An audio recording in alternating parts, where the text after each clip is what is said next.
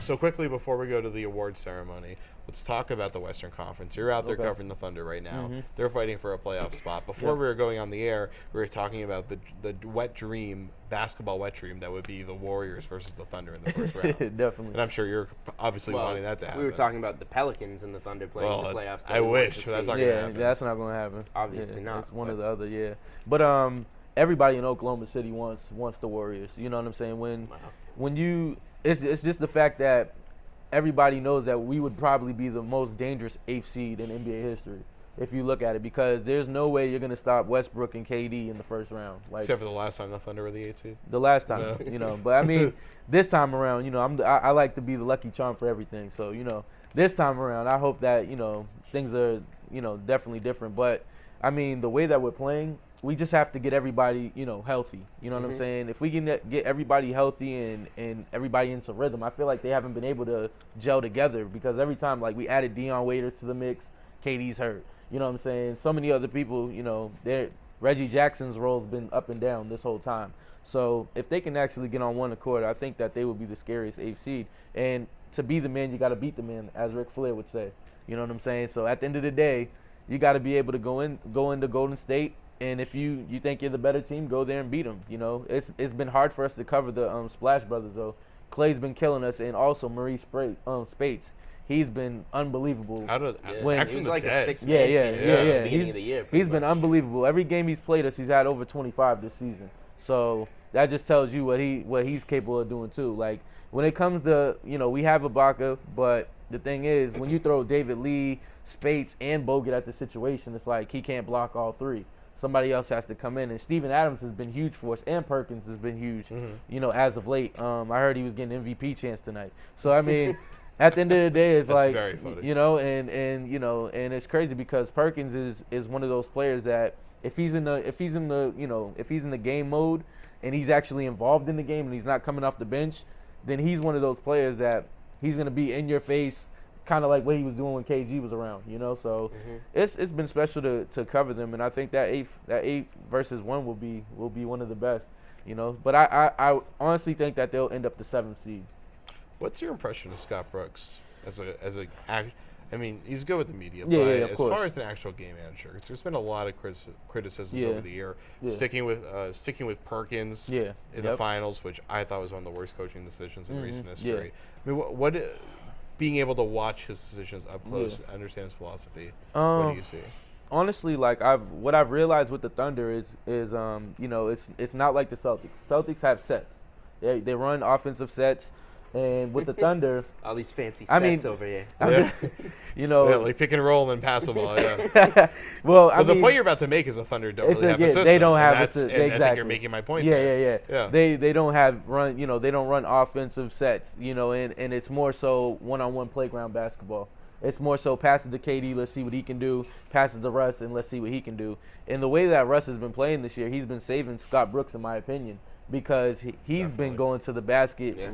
Without a care in the world, and the way he's going there, it's like it's either an and one or a foul without him making it, or he's just going to get the foul and miss, so he's just been that efficient when he goes to the basket. And I just think that if he was able to actually have certain plays, like he doesn't have any inbounds plays at all.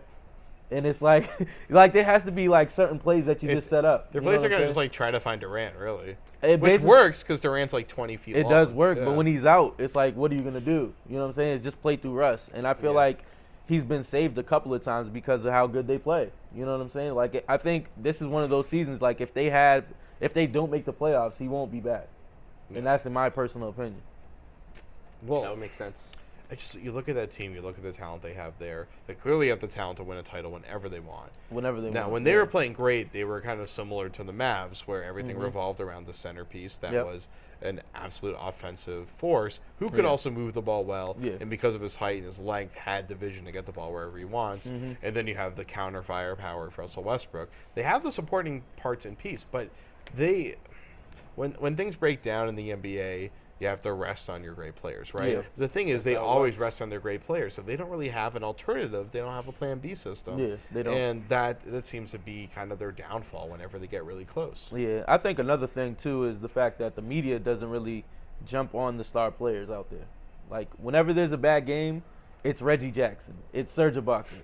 You know what I'm saying? It's not like they will never say that Russ or KD. Don't even understand that concept. That's just how it is. It's because I feel like once they actually come at KD or Russ, it's like they automatically feel like, oh, they're attacking me type of thing, or they don't want to take the blame for actually stepping up. Like, you're the star of the team, step up. You know what I'm saying? Instead, if Reggie makes a turnover with 2 seconds left, but then he gets it back, you know what I'm saying, they'll still bring up something that he did. You know what I'm saying? Instead of the shot that KD misses or something like that. So it's totally different. As in with Boston, like, you know, huge critics here. You know what I'm saying? Like, if you mess up, you mess up.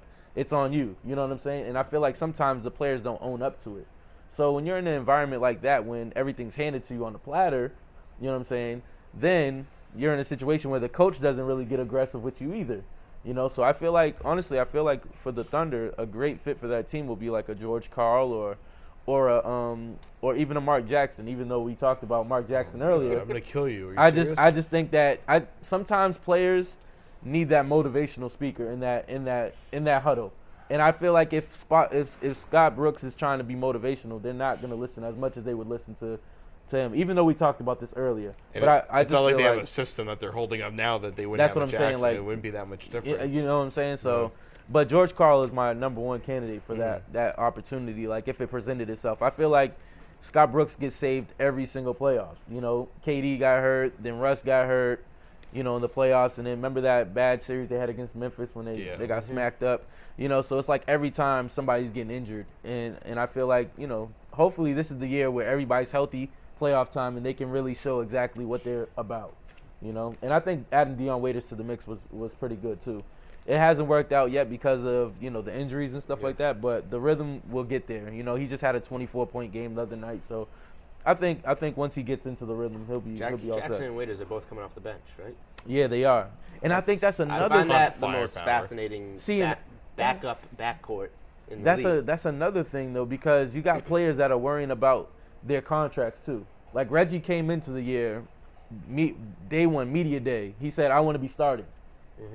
And when you have somebody like that, it's funny because you're playing behind an MVP candidate at point guard. Exactly. And you're not defending well enough to play shooting guard. See, and the thing is, once you do that, you're automatically the dead man walking, because it's like, okay, now he wants to be a starter. He's going to want starter money.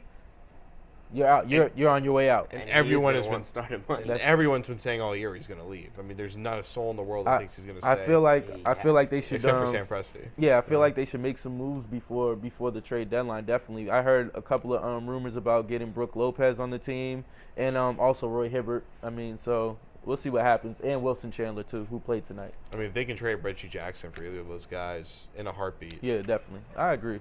All right, so let's go to our awards now. Boxing out, we'll start with give you the honors, your stat of the night. My stat of the night is going to be, I'm going to go with the 19 offensive rebounds for the Boston Celtics tonight. I think that was really huge. Offensive rebounds definitely leads to second chance points. So that was really big for me. And Sullinger had 5 by himself. So I think that the effort was there tonight. You know, they came out and they definitely were on the glass, and they made an effort. The thing about the Celtics that I love about them, the record doesn't show how hard they play, you know, and I mean, the way that they play, they're definitely playing as hard as the Sixers play, you know, and they're playing their hearts out for Brad Stevens. And the way that they hustle, there was a whole bunch of Tommy points tonight, you know, and a whole bunch of crucial steals at the last minute of the game that sealed the deal. But at the end of the day, they were on those boards. You know, those rebounds were really big for them. Yeah. So I was going to go with a 3-point differential, as we talked about. You know, the Nuggets shot 16%, the Celtics shot 42%, but scratch that. I never even said that. Then we started talking about the Hawks. The Hawks starting 5 wins the Eastern Conference Player of the Month. Western Conference Player of the Month, James Harden. Eastern Conference Player of the Month, Hawks starting 5. Yeah. I just find that amazing, unbelievable. It's just a cool tribute to what they've been doing, and I don't think we'll ever see something like that I don't think so either. 17-0 in January. But a starting 5 win a Conference Player of the Month. I don't think we'll ever see that again. I don't think we will.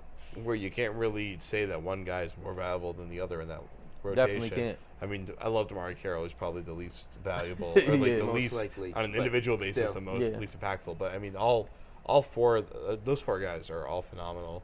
And they really should all be all-stars. And it might even end up working out that way. A big shout-out to Kyle Korver this year, man. 50, 50, and 90.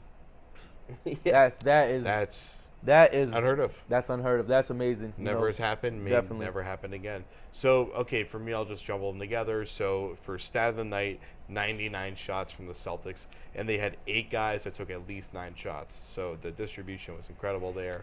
And then for me, my baller, I mean, Ty Lawson was the most outstanding player in this game. But Avery Bradley, his performance on both ends at the end of the game, getting crucial steals, taking Ty Lawson out of the game at the end of the game, too, where he got assigned to him. Bradley was phenomenal at the end of this game.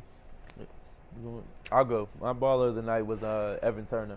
He had almost a triple-double. Yep. He had 8 rebounds, 8 assists, and 7 points. But he was all over the place tonight. It just seemed like he was always at the right place at the right time tonight. And those stats just show the effort. Like I said, effort and definitely being able to be a team player. And be able to adjust to the situation. With Marcus Smart and stuff like that. Being able to come in and still assert yourself into the lineup in any kind of way like that, that's very impressive to me. So, like I said, near a triple-double, so I had to go with him. Yeah, I like the near triple-double with no actual statistical categories. But anyway, I'm going with Marcus Smart tonight. As I said, I'm a Marcus Smart fan. I just like how they're throwing him in there. We went over the 4 points, the 10 rebounds, the 8 assists, the 3 steals. He's very active. He does a lot out there. But just going off one thing that Travis said when we were talking about Russell Westbrook, how he's getting to the basket every time, getting to the basket, getting fouled, getting layups. That's the area where Marcus Smart needs to grow, and that's something he did in college. He's, trying to be maybe a little too much of a point guard at times, relying a little bit too much on a jump shot at times. Once he starts getting into that lane, if he can do that, that's when his game's really going to start to round out as, a really good player. I agree. Cosign. All right, that's going to do it for us. Travo.